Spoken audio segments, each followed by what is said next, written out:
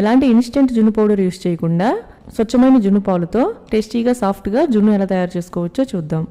ముందుగా గిన్నెలో మొదటి రోజు జున్ను పాలు 1 గ్లాసు తీసుకోండి.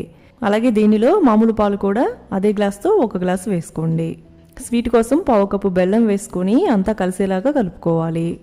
1 టేబుల్ స్పూన్ పంచదార కూడా వేసుకొని కలుపుకోండి. ఓన్లీ బెల్లం కాకుండా ఇలా బెల్లం పంచదార 2 కలిపి చేసుకోండి, టేస్ట్ చాలా బాగుంటుంది. అంతా కలిసిన తర్వాత నలుకులేమీ లేకుండా వడగట్టుకుని తీసుకోండి. అలాగే 1 టీ స్పూన్ మిరియాల పొడి, 1/2 టీ స్పూన్ యాలకుల పొడి, చిటికెడు ఉప్పు వేసుకుని అంతా కలిసేలాగా కలుపుకోండి.